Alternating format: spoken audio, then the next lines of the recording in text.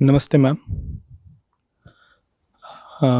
नेपाल में एक फेस्टिवल होता है, उसका नाम गढ़ी मई है। और 5 इयर्स में एक बार होता है वो। और उसमें अलग अलग पशुओं का सेक्रीफाइस होता है। और इससे ये जो घोर हिंसा होती है उस समय, इसमें आपने भी एक काम किया है।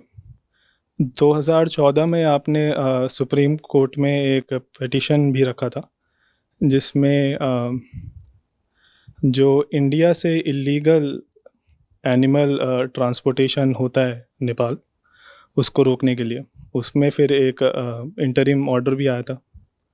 तो मुझे आपसे ये समझना है कि ये जो त्योहार है जिसमें इतने सारे जानवर कटते हैं, इसके बारे में आप कुछ बताएं, और जो आपने इस पे काम किया है उसके बारे में कुछ बताएं।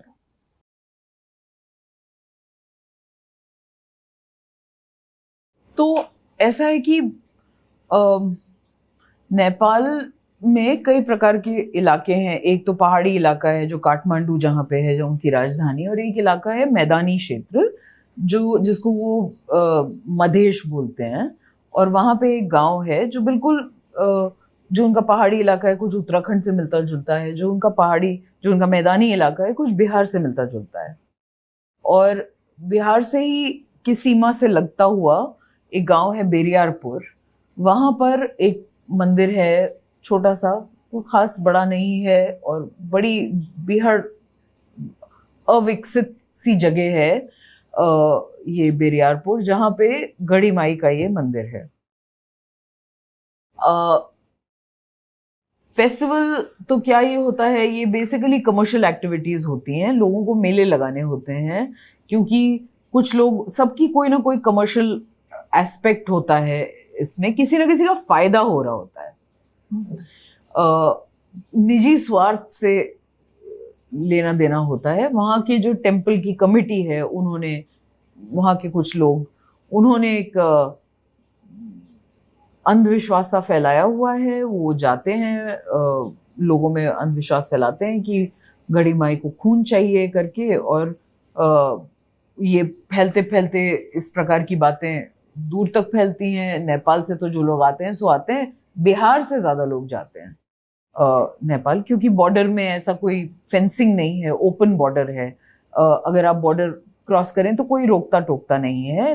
1 किलोमीटर पे शायद 4 लोग खड़े होते हैं, सीमा सशस्त्र सीमा बल के, एसएसबी के 4 पैरामिलिट्री लोग खड़े होते हैं। कोई रोकता टोकता नहीं है। कई सड़क से गए तो कोई कस्टम्स की भी चौकी मिल जाएगी, वरना तो कोई कस्टम्स वाले भी नहीं होते हैं, बस आप जा सकते हो। कई लोगों के घर ऐसे होते हैं कि आधा नेपाल में, आधा बिहार में, इंडिया में।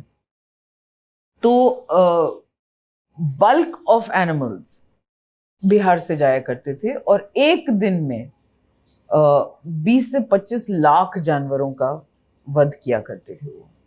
इन जानवरों में भैंसे, बकरे, कबूतर मेन थे। कबूतरों की भी, मतलब, गर्दन मरोड़ के फेंक देना, भैंसों को तो वहीं पे मारना, और उसके बाद पूरे के पूरे आसपास के लोग आके उनके पीसेस अपने अपने घर ले जाके खा लेते थे, खा लेते हैं एक्चुअली, क्योंकि गढ़ी माई का त्योहार इस साल होना है 2024 में। मुझे पहली बार पता चला 2014 में कि ऐसा कुछ होने वाला है।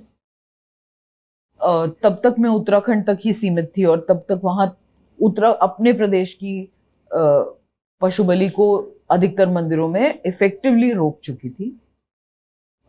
फिर लगा कि हम नेपाल में भी यही काम कर सकते हैं, हमारे जैसे ही तो लोग हैं वहाँ, हमारी से मिलती जुलती सरकार है, हिंदी में भी बात करते हैं, तो हम वहाँ जाके क्यों ना बात करें। तब नेपाल जाकर राष्ट्रपति, उनके प्रधानमंत्री, उनके गृह मंत्री, उनके टूरिज्म मंत्री, उनके विपक्ष के जो ऑपोजिशन लीडर हैं, सबसे मुलाकात करी। सबने इन प्रिंसिपल बोला कि हाँ, नहीं होना चाहिए।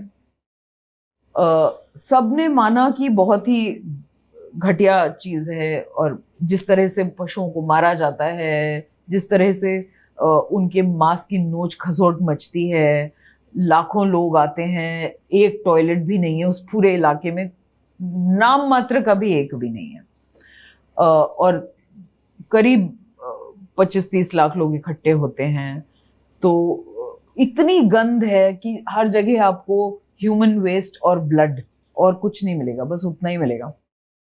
तो सबने माना कि ये तरीका नहीं है, इसको कुछ बेहतर करना चाहिए, लेकिन उनसे कुछ ज्यादा हो नहीं सक रहा था, क्योंकि नेपाल में एक सिस्टम है, जैसे हमारे पास अगर हमारे देश में हम कोई लॉ का वायलेशन करते हैं तो पुलिस आके उसको कुछ ना कुछ करने की कोशिश करती है, या रोकने की कोशिश करती है, रोकती है, या कोई कार्यवाही होती है।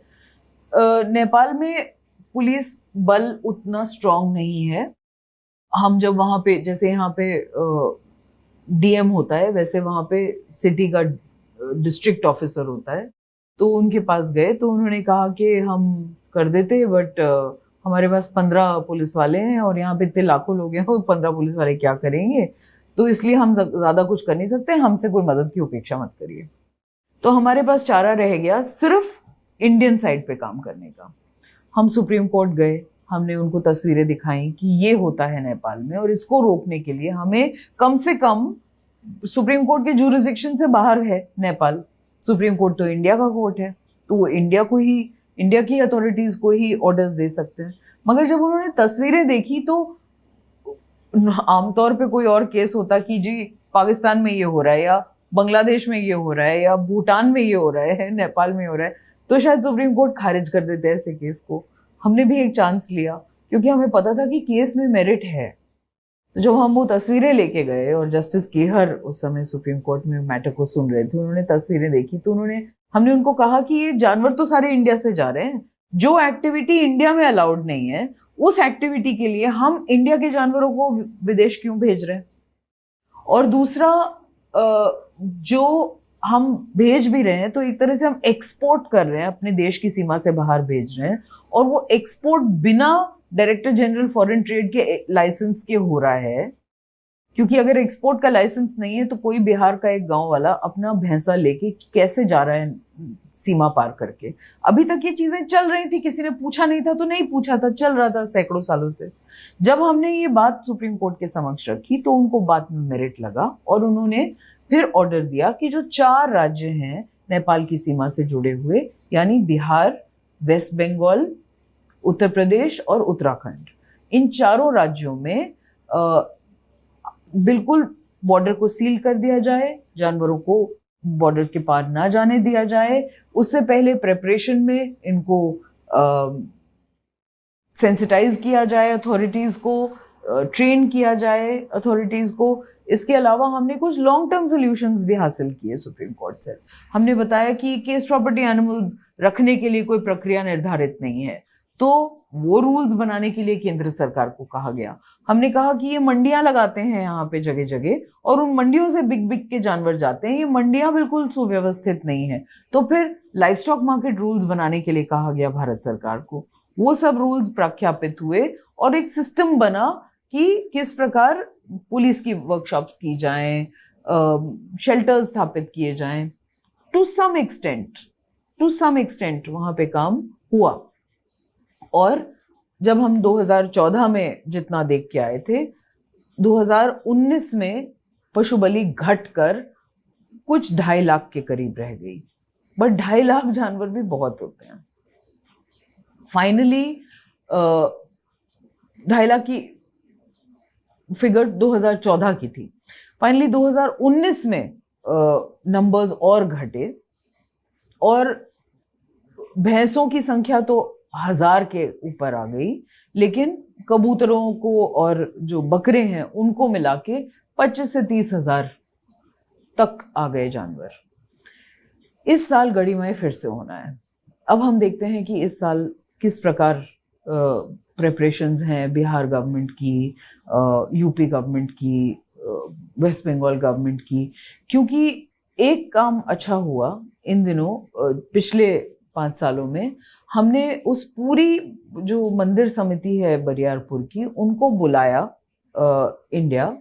उन्होंने यहाँ पर आकर हमारे देश में अनाउंसमेंट किया कि वो अब पशु बलि वहाँ पे नहीं करेंगे और उसको रोकने की कोशिश करेंगे, लोगों को हतोत्साहित करेंगे कि वो पशु बलि ना करें।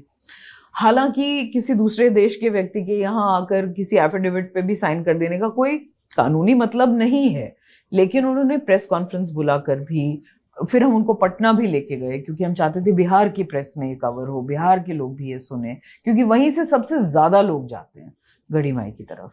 तो हमने इतना तो किया कि उनकी मंदिर समिति के उनके जो मेन पुजारी हैं और मेन उनके कर्ता धर्ता हैं, उनको बहुत हद तक सेंसिटाइज किया। वहाँ के एमपीज को तो हम कर चुके थे, यहाँ तक कि उनके जो अब हाल के प्रधानमंत्री हैं उस समय 2014 में गृह मंत्री हुआ करते थे, तो उनके साथ काफी सेंसिटाइजेशन हुआ था। अभी और मेहनत करनी बाकी है कि इतना बड़ा, दुनिया का सबसे बड़ा पशु बलि का एक कार्यक्रम होता था, इसको इफेक्टिवली रोका जा सके। हमारी प्रयास इस साल भी इंडिया की तरफ रहेंगे। बहुत सारे बकरों को पिछली बार भी बचाया गया था, छोटे छोटे 1-2 महीने के या 1-2 दिन के तक छोटे छोटे बछड़ों को सीज करके बिहार के बॉर्डर से हम वापस वहीं ले देकर उत्तराखंड के ही हमारे हैप्पी होम सैंक्चुरी में लेके गए थे। अब तो वो बड़े बड़े हो गए हैं, रहते हैं वहीं पे। उम्मीद है कि लोगों को कुछ बेहतर शिक्षा सरकारी कार्यक्रमों के माध्यम से भी दी गई होगी, क्योंकि हमने कुछ नुक्कड़ नाटक, कुछ ये वो सरकारी सिस्टम में सेट कर दिए थे। पिछले 5 साल पूर्व तो सारे के सारे बॉर्डर डिस्ट्रिक्ट्स में एक डिस्ट्रिक्ट में जाकर पुलिस ट्रेनिंग किया था मैंने। सीतामढ़ी, बेतिया, मोतिहारी से लेकर सुपौल, बहुत सारे वहाँ पे मधुबनी वगैरह डिस्ट्रिक्ट्स हैं। एक डिस्ट्रिक्ट में जाके पुलिस का सेंसिटाइजेशन करना, पोस्टर्स लगवाना, एसएसबी के साथ काम करना, ये बड़ी मैन पावर इंटेंसिव काम है। दिक्कत ये होती है कि हमारे जैसी संस्थाओं में लोग बड़े कम होते हैं और करने के काम बहुत ज्यादा होते हैं, तो एकदम से उखाड़ कर वॉलंटियर्स को लेकर जाना मुश्किल होता है कि 30-35 लोग जाके वहां पे एक जिले में काम करें। तो इसलिए वही 6-7 लोग करके जाते हैं और किसी तरह ज्यादा से ज्यादा एरिया कवर करने की कोशिश करते हैं। जैसे जैसे ज्यादा लोग जुड़ेंगे हम बेहतर आउटरीच कर पाएंगे, क्योंकि ये हमारे कंट्रोल से बाहर की बात है, हमारे देश के कंट्रोल के बाहर की बात है। मुझे लगता है हमें पहले अपना घर ठीक करना होगा। हमें पहले अपने बिहार में, अपने उत्तराखंड में, अपने यूपी में और वेस्ट बंगाल में चीज़ों को, अपने लोगों को समझाना और अपने बॉर्डर को सिक्योर करना ज़्यादा ज़रूरी है, इससे पहले कि हम पड़ोसी पे उंगली उठाएं। पड़ोस में हमने, जैसा कि मैंने कहा, 2014 में बहुत मेहनत करी थी, बट ज़्यादा फायदा उसका नहीं हुआ।